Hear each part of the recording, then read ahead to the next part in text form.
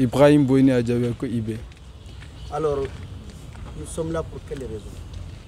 Nous sommes aux clôtures de 3 jours d'intenses travaux de réflexion et de partage entre les jeunes du Sahel, venus un peu partout, l'Afrique, je peux dire. Et pendant 3 jours, nous avons assisté ensemble à des panels de haut niveau, des débats très constructifs.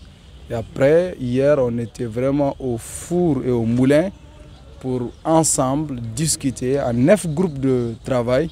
Les gens ont réellement débattu de toutes les questions, les élections, les réformes politiques, la monnaie, la circulation des personnes et de leurs biens, l'immigration irrégulière, le chômage, l'emploi des jeunes.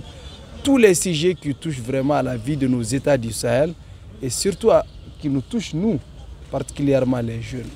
Donc au sortir vraiment de ces travaux, plusieurs solutions ont été proposées. Donc il y aura un rapport général qui sera présenté plus tard, dans lequel on retrouvera l'ensemble des solutions proposées par les 9 groupes de travail, mais une commission de synthèse a formulé 11 fortes recommandations.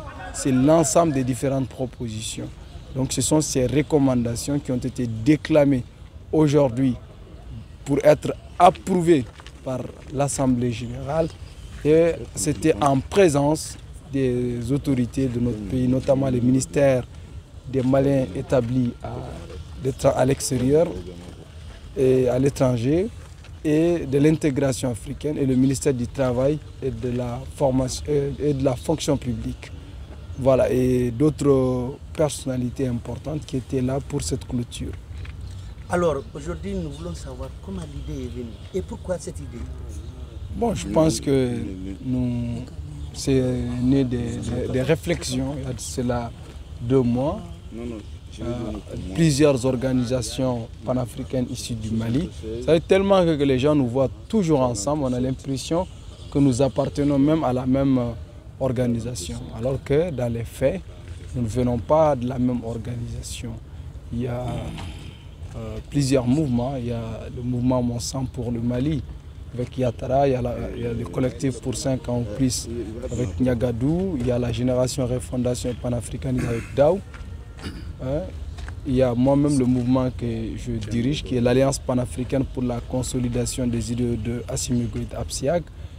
Donc il y a plusieurs mouvements à l'intérieur qui nous avons poussé la réflexion. Aujourd'hui, le Sahel est miné de plusieurs enjeux.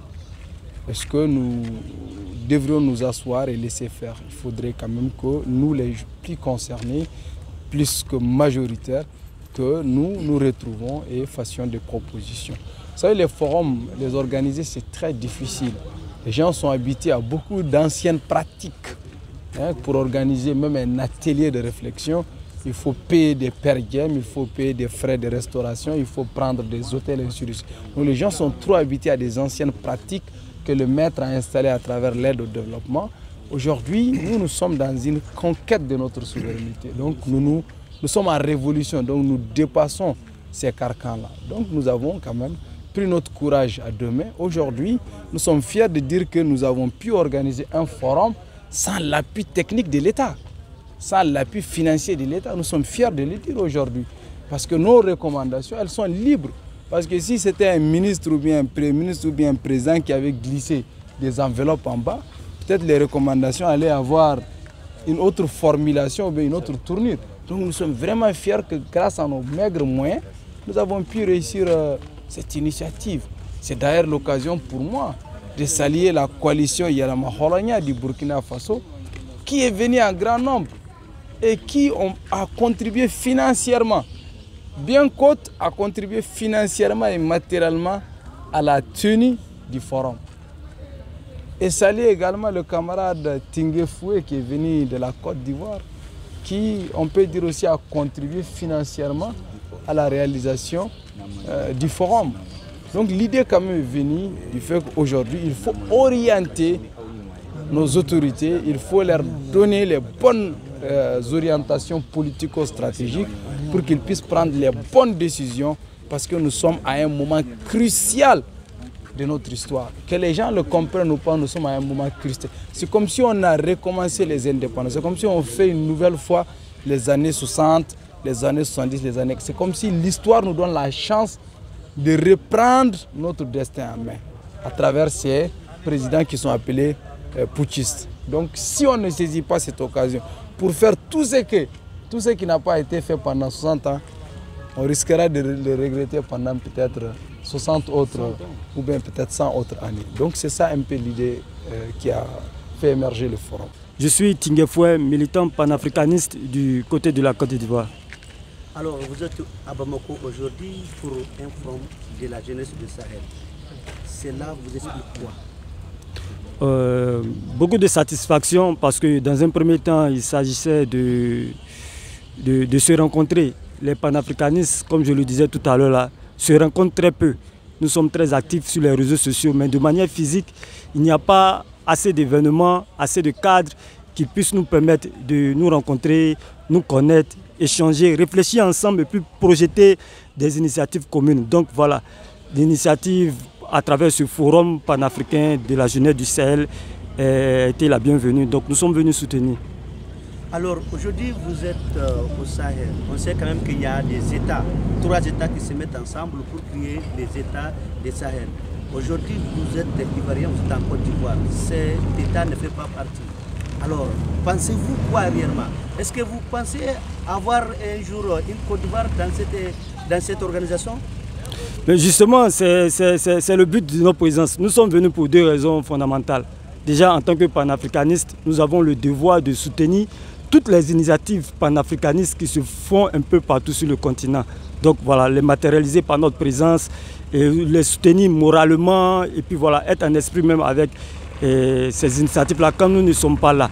La deuxième raison de notre présence, effectivement, c'est de lancer un message. C'est de dire que au-delà des positions officielles que certains États qui ne sont pas dans la dynamique panafricaniste peuvent avoir, et vous comprenez qu'il y a des États quand même, la Côte d'Ivoire, le Nigeria, le Bénin, beaucoup d'autres pays qui ne sont pas dans la dynamique panafricaniste révolutionnaire actuellement. C'est de dire qu'au-delà de ces positions que ces États officiels-là peuvent avoir, et il y a à côté des peuples qui ne pensent pas comme leurs représentants, leurs dirigeants officiels. Donc il y a des peuples qui sont en phase avec la dynamique panafricaniste. Donc voilà, il était pour nous important de venir matérialiser la volonté, l'expression, les positions de ces peuples-là qui ne sont pas en faveur de ces États qui sont en dehors de la dynamique panafricaniste, donc celle de la Côte d'Ivoire. Nous sommes là pour représenter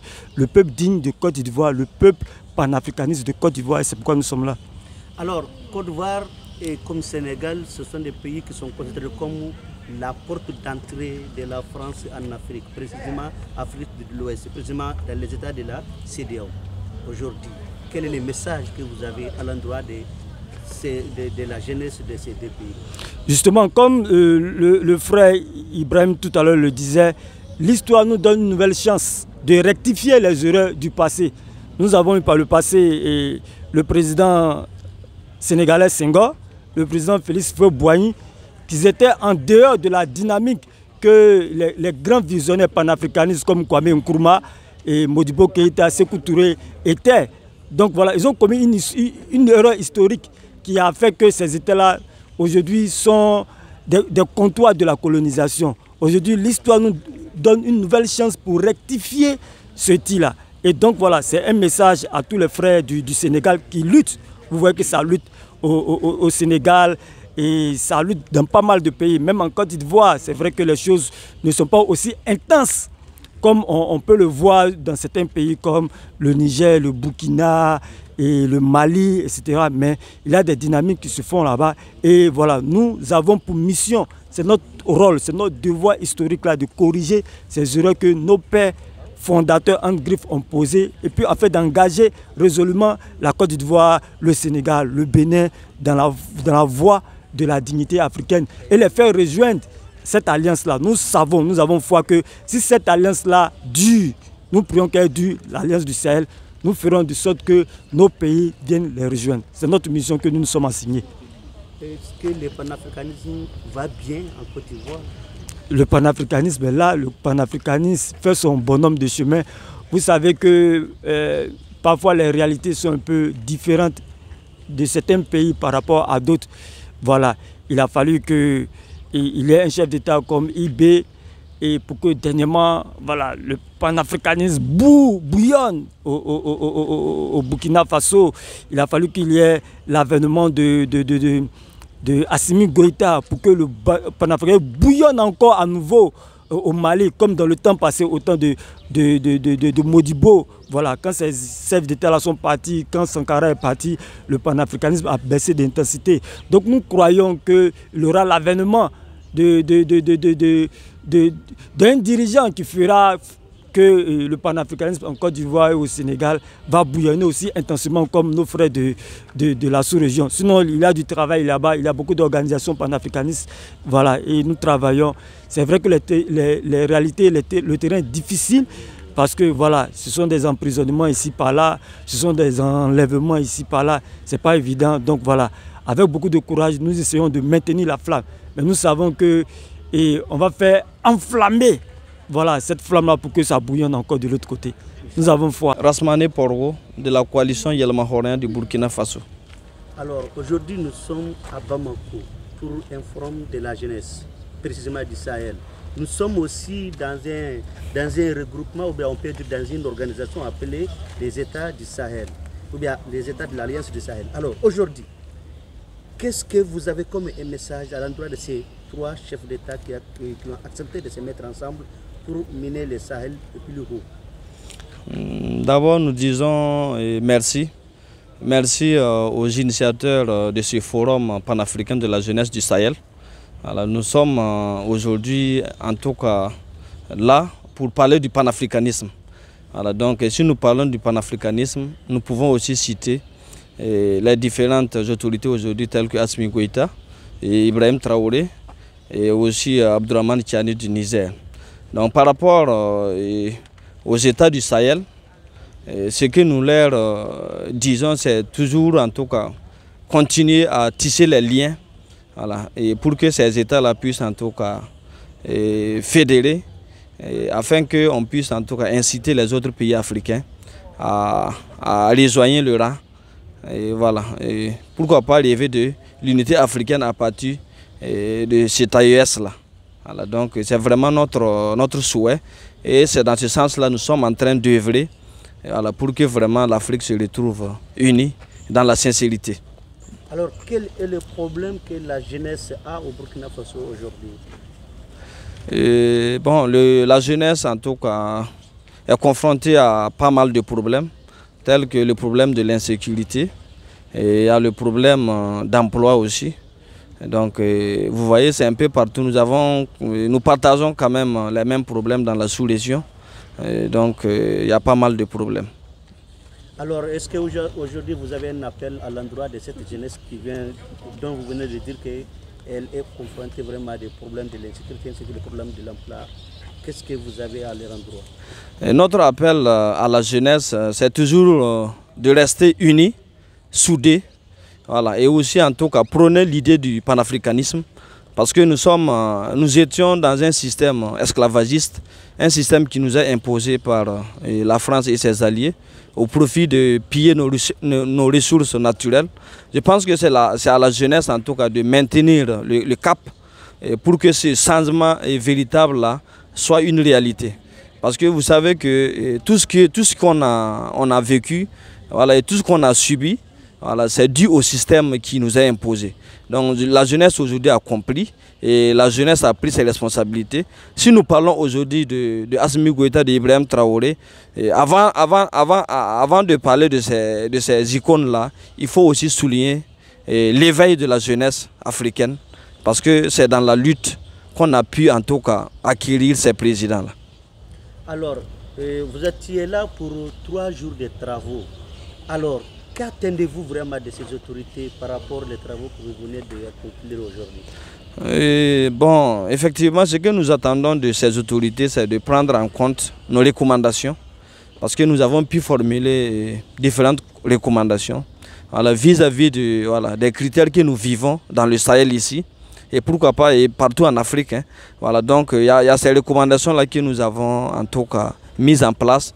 Et notre souhait est qu'ils puissent en tout cas prendre en compte ces recommandations. Et c'est à partir de là que je pense que la jeunesse sera comprise. Et ainsi de suite, la collaboration sera parfaite et on arrivera à bout de cette lutte qu'on est en train de mener.